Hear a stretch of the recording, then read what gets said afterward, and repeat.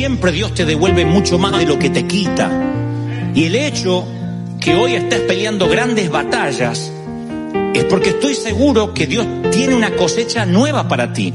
No estás viviendo una crisis en tu familia, en tu pareja, porque un demonio se les metió mientras que dejaron la ventana abierta como si fuera un mosquito. Tiene que ver con que Dios tiene que cortar cosas, actitudes.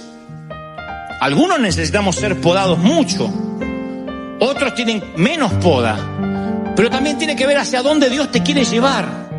Porque yo estoy convencido que uno a veces quiere recuperar cosas que perdió, y el Señor te está ayudando a que solo lleves lo que necesitas a la etapa donde Él te quiere llevar. Entonces a veces nosotros estamos llorando por lo que el Señor nos quiere cortar, porque Él sabe que la bendición de la cosecha de la temporada pasada puede convertirse en una trampa para la próxima temporada.